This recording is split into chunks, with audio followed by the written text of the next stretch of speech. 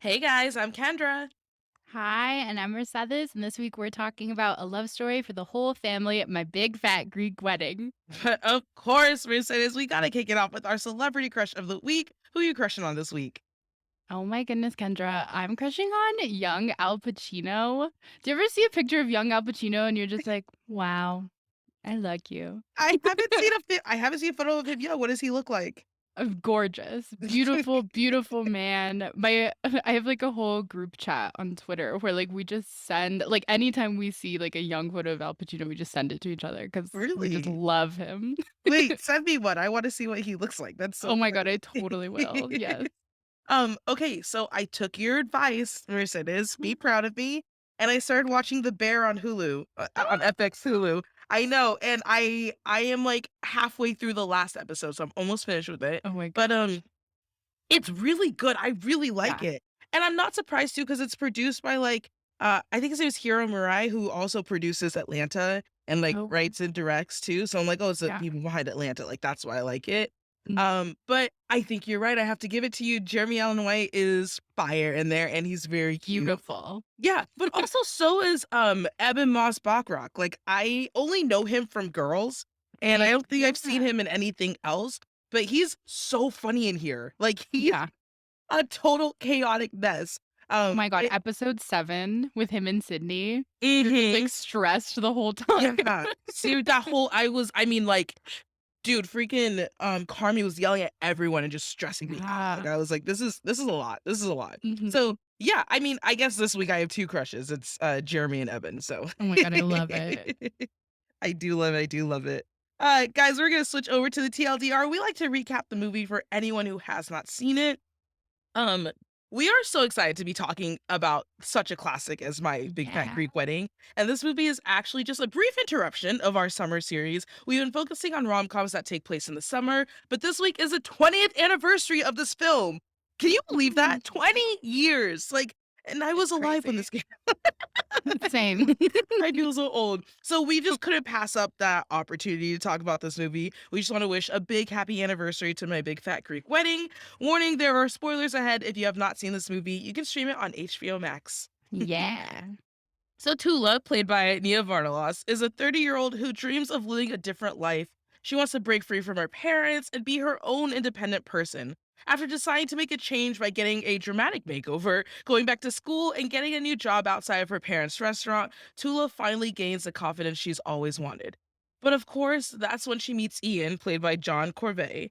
Am I saying it right? Corbet? Corbett? Yeah. Whatever, I he's never cute. know. What? Aiden Shaw from Sex and the City? Yeah, I know, he's so cute. He is an incredibly cute vegetarian teacher who didn't notice Tula before. They start dating and spending a lot of time together, all while Tula is hiding what she believes to be an incredibly big secret. She's Greek, and like not like a little Greek, she's super culturally Greek with like a large family that fits all the stereotypes and everything. So she's scared to tell Ian this, but once she does, he fully accepts her for who she is. That's why he proposes and they plan to get married. The Yeah. only problem is Tula is supposed to get married to another Greek. After some tears and discussions, Ian decides to convert in order to marry her. Let the wedding planning begin. Things seem to go awry at every corner, from Tula's family finding out Ian doesn't eat meat to Ian's parents' discomfort with the culture. But as we see in so many rom-coms, love always prevails. The two make it down the aisle and in the best ending ever, live happily ever after, Windex and all. Yes, shout out to Windex. Shout out to Windex. Just spray some Windex on it. This is a 2002 film written by the main character, Nia Vardalos, who also wrote the sequel, as well as movies such as Larry Crown and I Hate Valentine's Day. And it's directed by Joel Swick, who's also directed Girl Meets World, Shake It Up, and Fat Albert. Mhm. So, this, oof, lots to say, Mercedes, lots to Yes. say. But what was like one of your favorite facts that you found out from this movie? One of my favorite facts is that this is the highest grossing rom-com ever made. It Wow. earned $241.4 million dollars in North American markets. Like insane box office numbers for any film, but especially an independent movie with no A-listers and a Mhm. rom-com. It actually made its most money in one weekend, 4 months after its opening weekend. And Vardalos claims that it's so much of its popularity is because it came from word of mouth. So, like, people are telling their family members, "Go watch this," or like you see one and then you tell your friends, like, "Oh, maybe you'll really like this." Like, so it had like a big like cultural impact, even though it didn't have as big of like a critical acclaim. That's Yeah. you know what's so crazy about that is Nia was trying to sell this project for so long, and she decided to turn it into a one-woman play after she got rejected by everyone, and when she did that one-woman play, who happened to be in the audience but Rita Wilson, Tom Hanks' wife, and she suggested to Tom that he produce the film, and it's so funny because Tom calls Nia, and she hung up on him because she did not believe it was him on Oh the my phone. But, gosh. like, that's so inspiring to I love stories like that, it's so inspiring, Mhm. like, it is so hard to get through that rejection. As someone who's been trying to sell a TV show in Hollywood for the past year and a half, it is so hard to push through that rejection. But sometimes it's like your dreams come true in the most unexpected ways. Like, who knew, oh, okay, I can't sell this project. I'm going to turn into a stage play.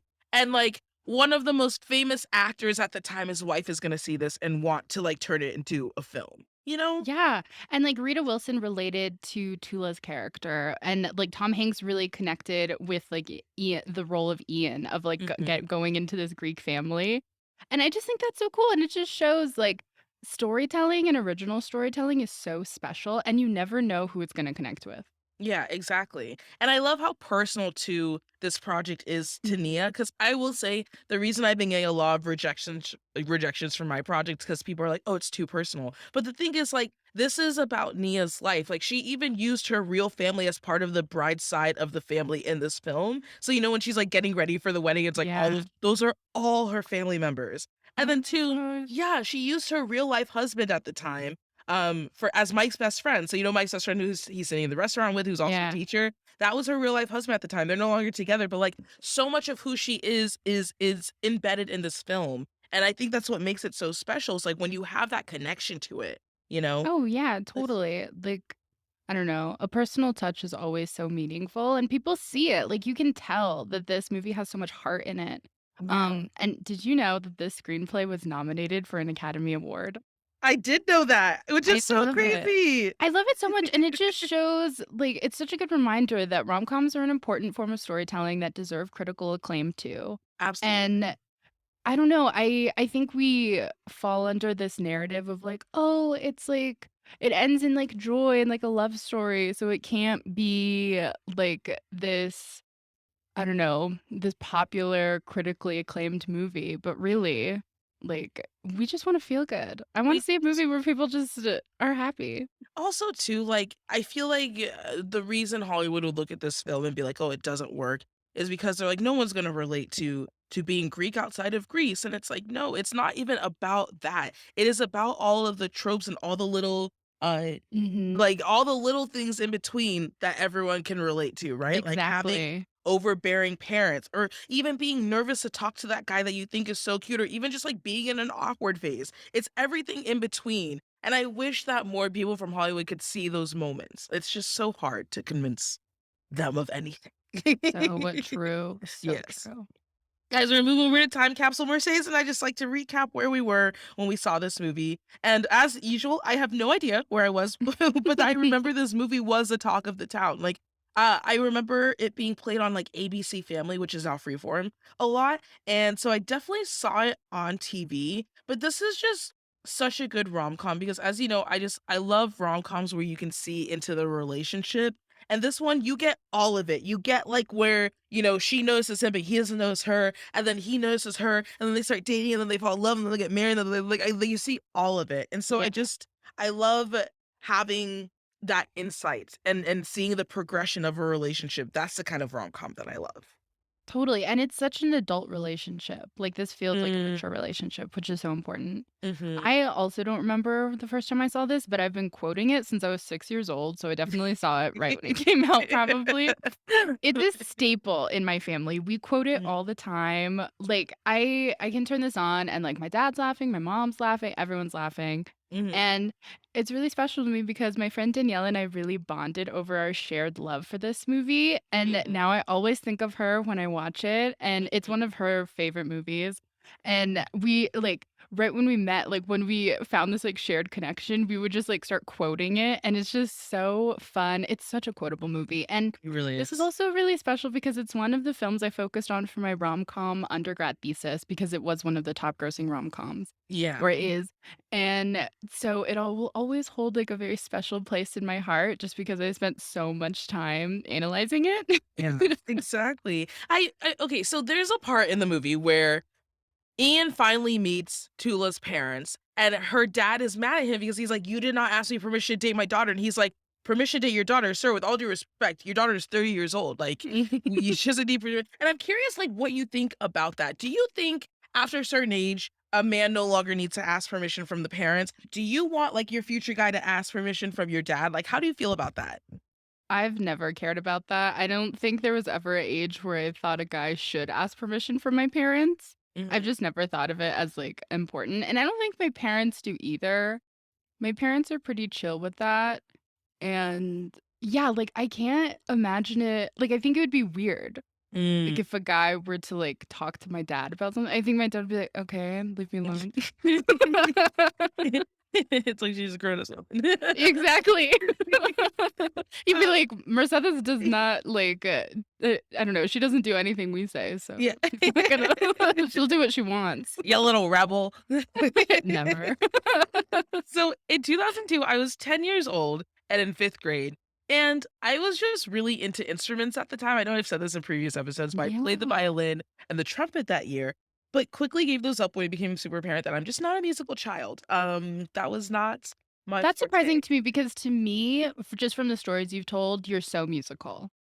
I am musical theater. I'm not musical, like, Okay. instruments, you know? Like, which Yeah. I think is why I thought I could play these instruments because I had started doing musical theater in 2nd grade, and I had loved it, and I did it all the way through high school. But the instrument part did not come with it. Right. Um Same. I'm not there either. Exactly, and I don't know why 5th grade is such a blur for me, Mercedes. I can whenever I reflect back on my childhood, 5th grade is literally just like an empty I have no idea what I was doing. I remember who I had a crush on in 4th grade and who I had a crush on in 6th grade. No idea what was happening in 5th grade. Sixth I'm always grade. just like, what the hell?"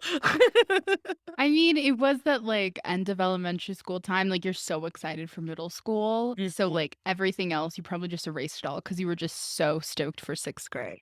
I think that's what it was too, because we were practicing how to be in middle school and 5th grade. So Yeah.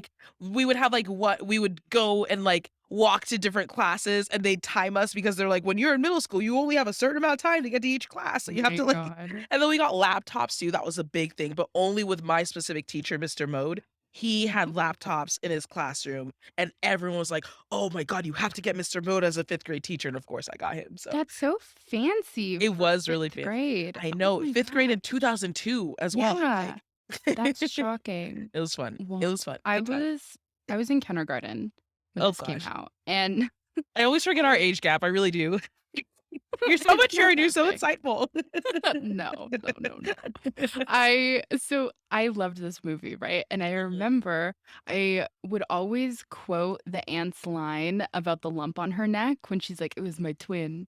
And I used to do it in a little Greek accent as a six-year-old because I've always had this swollen lymph node on my neck, and it shows up more, like, when I'm sick, like normal Mhm. lymph nodes when they swell up, but I when I was younger, it would, like, stick out a little bit, and nothing's ever been wrong with it, but I would recite the quote and point to my swollen lymph node, and I thought it was so funny, and my family would crack up, and then I'd do it to kids at school, they had not seen the movie, they did not know the reference, Oh, they were no. like, "What is going on?"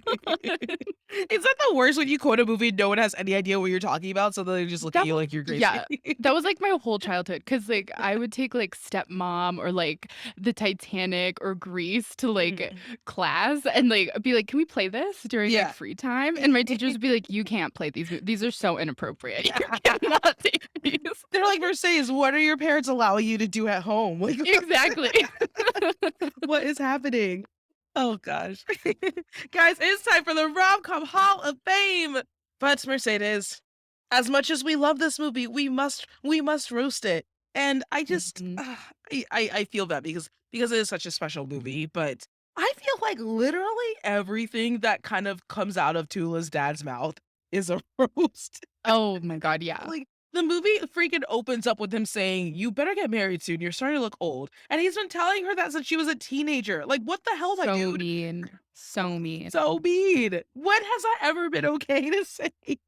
He, like, really craves control over his family, and, I hate when he starts complaining when he complains when Tula starts to find her way and, like, a Mhm, sense of self on beyond the family, mhm. and it just makes me so sad for her, especially when he says that it's, like, wrong for women to go to school. He's like, "This is what happens when women get educated." And that's so frustrating because, like, you want, like, your loved ones to really support what you're doing, and, like, Yeah.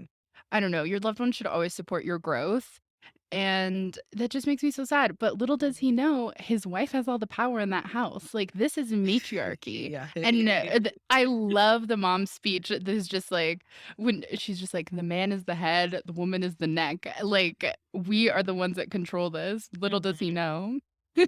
It's so funny too because I feel like, a rom-com we should do in the future is Failure to Launch because I just watched that the other Oh day my where, like, god. you're older and you're still living at home. I feel like this is a reason why there are so many people who don't just, like, leave the nest because of their parents', like, disapproval or or, like, the lack of support that they'll receive from their loved ones if they Or, were like, to venture out. culturally, like, so Yeah. many cultures, Mhm. just that's just not the way. Mhm. And even, like, this is an immigrant family, and, like, obviously, like, in the US, it's like, leave at 18, move out at 18, all these things, but when you're an immigrant family and that's not your culture's way, that's gonna look odd to, like, the American eye, but really that's, like, so normal for, like, your background. Yeah, exactly, exactly. Um, so I think there's just a lot of unnecessary cultural insensitivity in this movie, like, for comedic sake, which Mhm. isn't exactly funny anymore, you know?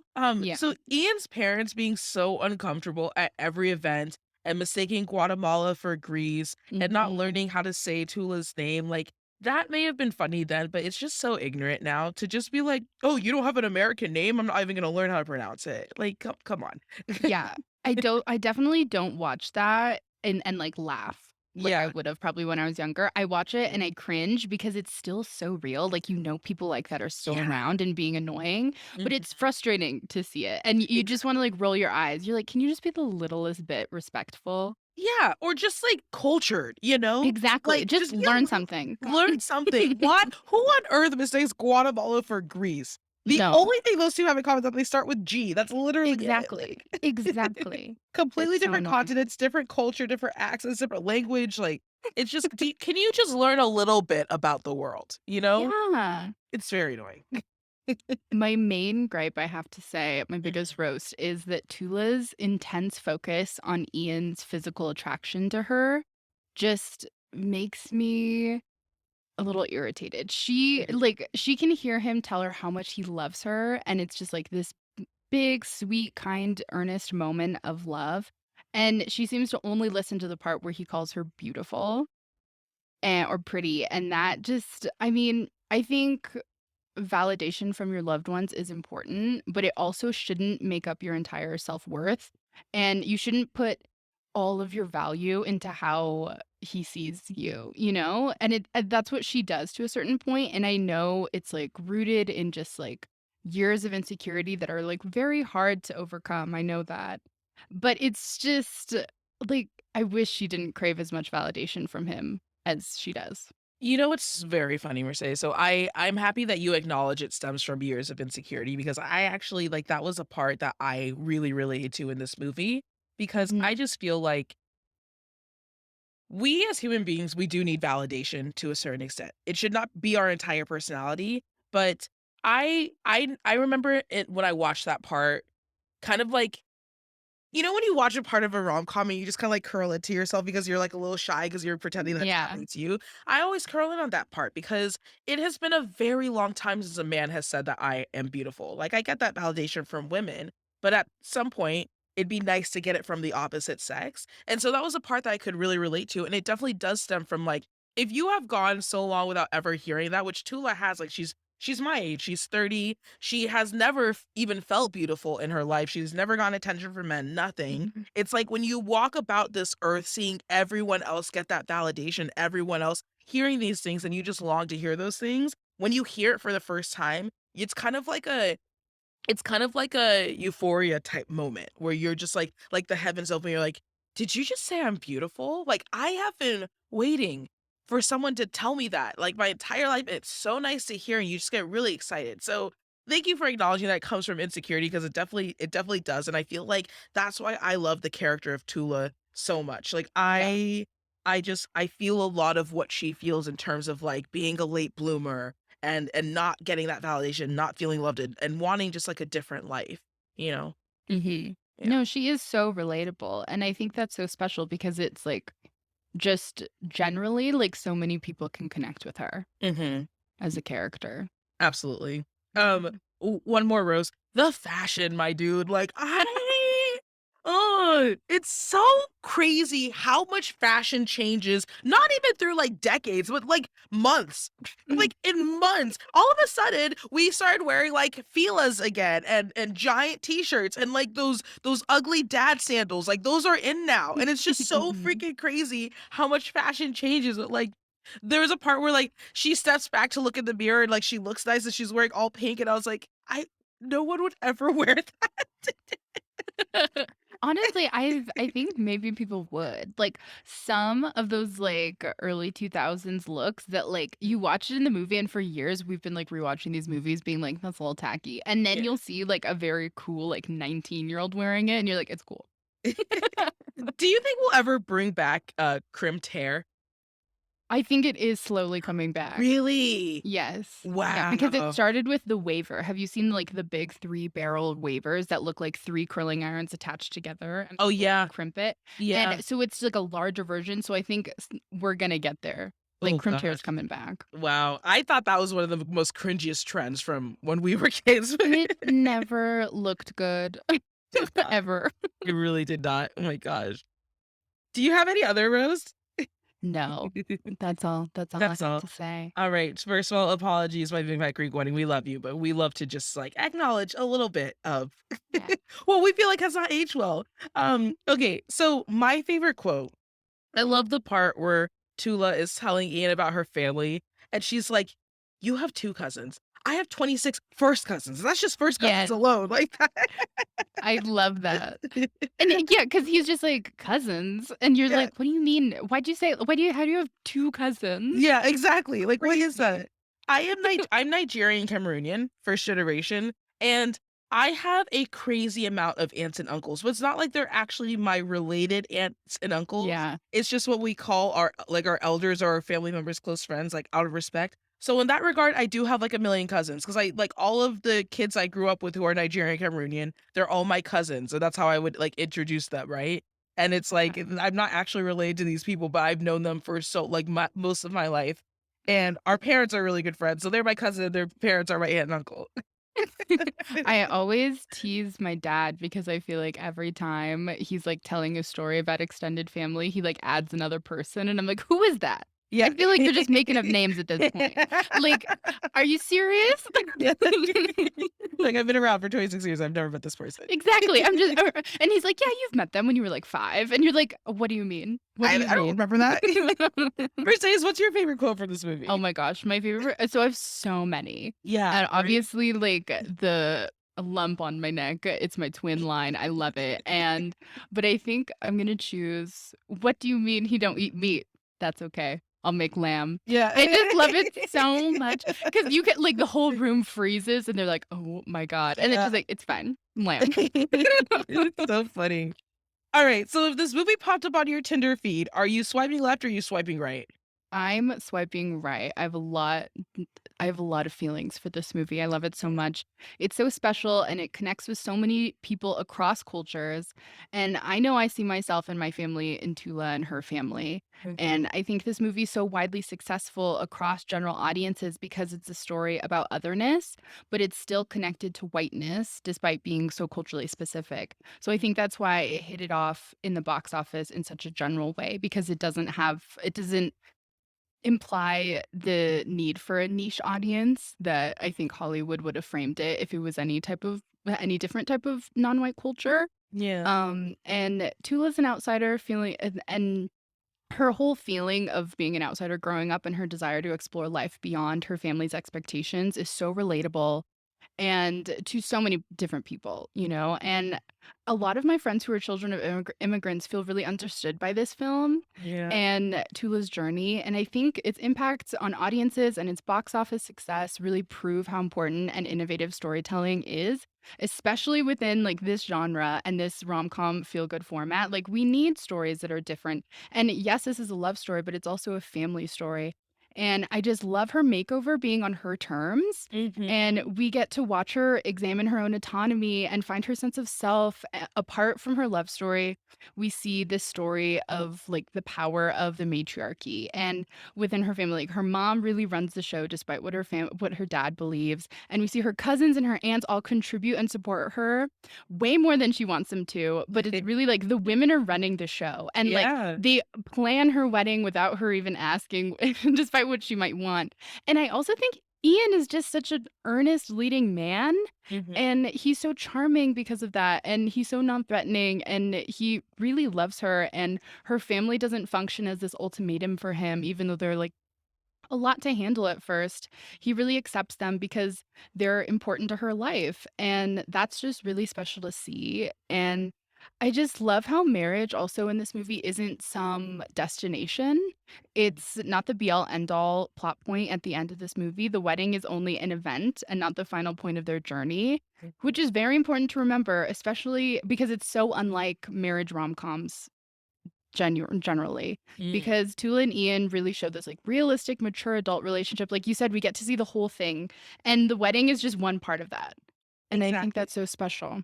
Yeah, exactly. I am swiping all the way right for this Yeah. movie. And I just like you said, I love the whole story and you learn about cultural differences in a way that are accurate and represented by someone of that culture, which Hollywood was not doing at the time. I So would argue true. they're still not freaking doing it now. Oh, Um, yeah. and I will say it makes me sad that she has to go through a glow up in order for Ian to notice her. Like I wish that he saw her beauty when she was just standing there awkwardly staring at him while she was And trying it's interesting because he notices her and, like but she doesn't acknowledge that in herself, and I think that's what happens when you're like, so bogged down, like, within, I don't know, just that heaviness of insecurity, is you're not even letting yourself, like, question whether or not somebody might be interested, you Yeah. know?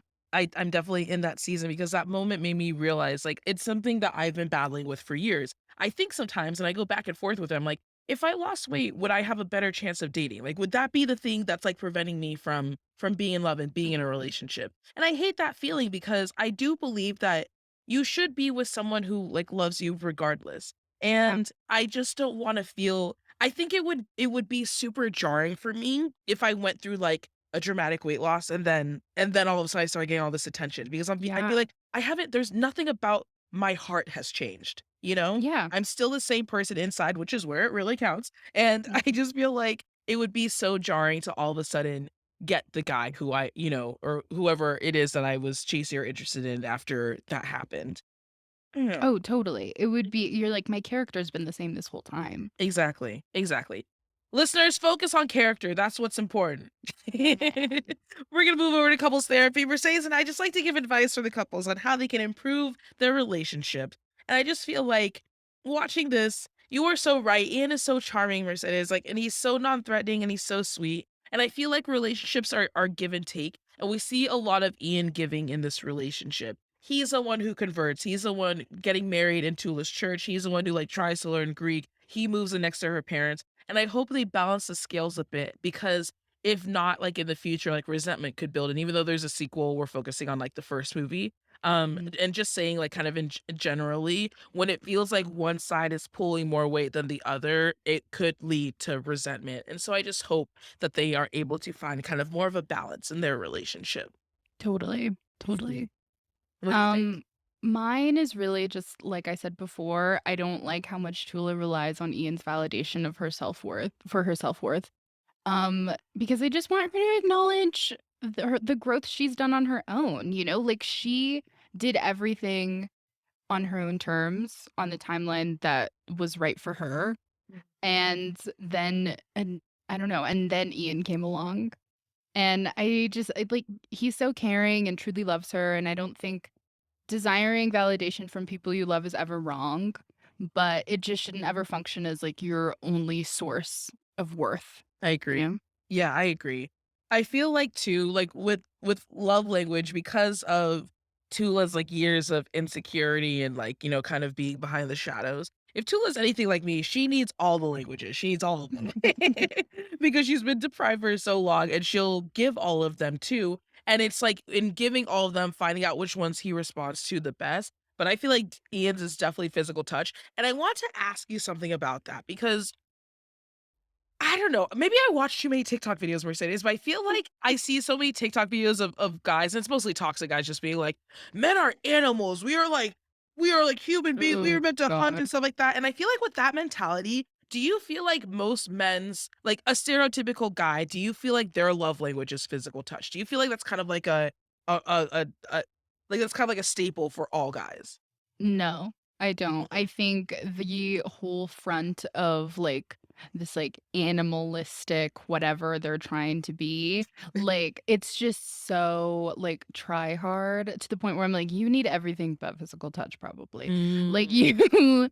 you need and, like, I just like, men like that, just like, the whole alpha male thing, I just roll my eyes at it. I do not like it at all. It, like, makes me cringe, and I'm like, "You need so much more self-worth." Self-work Mm. and just I don't know, acknowledging your other needs other than just like a physical sense because then those people aren't people who desire like emotional physical intimacy either. Those are the type of people who just I don't know, just want to hypersexualize Mm. and that's not anything. Like that's not a love language. You're treating me less than human. Interesting. I agree. I agree. I mean, not that, and I don't want to sound like, okay, my feed on TikTok is filled with those videos because that's what I watch, but I just feel like Yeah. it's mostly people stitching videos like that, being like, Yeah, "This and is what's wrong with critiquing men." it. Yeah, Exactly. exactly, exactly. But I completely agree. I was just curious your opinion on that because, I like to hear your insight. Yeah. But what do you think these characters' love languages are? So I think Tula needs words of affirmation, and I think she gives physical touch and maybe quality time. And I think Ian gives acts of service. I mean, his whole thing through this whole movie is like he literally converts to Catholicism for gets baptized in that little kiddie pool. I love that scene. Me too. And like that like those are the ultimate acts of service. Just what he's willing to do to like really prove to her like he's in it for the long haul. Yeah. And he's so accepting of her family. And even like when he's arguing with her dad, and then he leaves and he's like, "See you tomorrow, Tula." Like, that's so reassuring, and that's so good, and then I think he needs quality time just because the more we see him open up, the more the relationship progresses too. Absolutely. So, do you feel like this couple lasts in 5 years? Yes, they're in love, and like I said, it's like a mature relationship. It feels like a really adult relationship that's definitely gonna last. I love them. Yeah, I love them too. And I feel like we do know that they last 5 years because they have a 6-year-old by the end of the movie. Yeah. But there was a lot of sacrifice that was made for this relationship to happen, and I think they both appreciate that and don't take it for granted, and that's really special. Find someone who doesn't take you and your acts of service for granted. Yes, exactly, and you are also giving back to them as well. Mhm. Push and pull. Push and pull, exactly. Guys, it's time for Heartthrob. Mercedes and I like to talk about who we would take home to our friends and family, and I am curious for you, Mercedes. Who are you taking home from this movie? I have the biggest crush on Tula's brother, Nick. Oh, yes. He is so cute and, like, he's a little artist and he oh my gosh, I love him. Nick I also love the, like it's so funny how when she introduces the whole family and the dad's like, "This is Nick, this is Nick, this is Nico, this is Nick." It cracks me up. But he is by far the best Nick. I know one person from Greece, and his name is Horace. So That's so not funny. Oh my not god. but he is, super beautiful. He's a gorgeous man.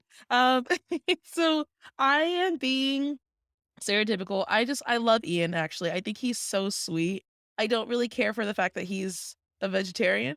Well, we can work around that. I'll just make some lamb, you know? Ian is so interesting. Like, this actor, like every character he plays is like so sweet and Mm. so feels so wholesome. Like even as like Aiden Shaw in Sex in the City. And I have to say, like, I love Ian as a character, but, like, he doesn't do it for me, like, in any of his roles. And Interesting. I think something's wrong with me No, because he's so kind. he's, like, super white in this movie too, just like the type of like, he doesn't know how to dance, like, he's super uncultured, Yeah, like, when he tries to pronounce her last name, like, he gets it wrong, he's like yeah. Portokalos or whatever, and it's just like, I personally prefer someone, way more cultured, like, I want my guy to speak, like, multiple languages, like, something like Yes. that. But I hear what you're saying, but he is just so cute and just so sweet, and I feel like it's been a while since I've seen, like, a sweet guy, so I think I'm just, like, Mhm. latching on to that. But Definitely. it's time for Mary Smooch Ghost. We have Ian, Nick, Tula's brother, and then Mike, Ian's best friend. Who are you marrying, who are you smooching, and who are you ghosting? I'm marrying Nick, Of and then course. I'm smooching Ian, and then I'll ghost Mike because he was kind of rude to Tula in that first scene when they first in that first encounter. I didn't Yeah, vibe with that. I ain't vibe with that either. I don't like rude guys. I am marrying Ian, I am smooching Nick, and I am ghosting Mike. I'm glad we both agree on that. Exactly. I love it. Guys, before we wrap it up, we always love to bring in a pop culture moment. And drum roll, please. Oh my goodness. They are making a third film, Mercedes. I know they're filming in Greece right now. Nia Vardalos is directing it, Oh, which she's is so directing it. yes. Oh, It's wow. I'm so excited. Did you see the second one? Um, I want to say yes, but it's been a while, so I'm gonna have to I like. saw it at the Dollar Movie with one of my best friends, my best friend Kaylee, Mhm. and we were like, "Huh, alright." We Yeah, had, like, a routine of going to the Dollar Movie for, like, everything. So, but I'm hoping this one fulfills my, like, my big fat Greek wedding heart. yeah, me too. My friend works at Focus Features, and they're working on it right now. Like she's directly working on it, and I'm just like super excited. What do you think the plot's gonna be about? I don't know because the second one was all about, like, her daughter going through, like, preteen, teenage years of, like, grappling with, like, loving her culture, but also being, like, frustrated by her family. Those, like and just those, like, preteen feelings of being like, "I don't wanna be with my family," type of thing. Got it. But also, like, accepting, like, your background. Mhm. So, I don't know. I'm like, "Who's gonna get married? Yeah, Who's left?" I guess her daughter? But, I mean, if her daughter was 6 at the end of the first movie. I don't know what the timeline's supposed to I be. know. Hollywood is like this fantasy land. Timelines never match Exactly. It'll be up. like Mamma Mia. Yeah. Mamma Mia 2, a whole completely different timeline. I gotta watch that one too. I gotta catch up on my sequels. I'm so bad at my sequels. I did watch the sequel to, I did watch The Sister of Traveling Pants too after we did our last Oh my episode. So, god, it's uh, so good. so good. It is really good. I loved Love it. that sequel. Guys, we want to hear what you think. Do you love My Big Fat Greek Wedding? Can you relate to Tula? Who is your favorite character in it? And are you excited for the third movie coming out? Make sure to slide to our DMs at me cute. Again, I'm Kendra. You can find me on Instagram and TikTok at Ken10Hollywood. Yes, and I'm Mercedes. You can find me at MercedesGV11 on Twitter, IG, and TikTok. And if you're looking for new rom-coms, follow Meet Cute wherever you listen to podcasts and follow Meet Cute on socials everywhere. Bye, everyone. We'll see you next week.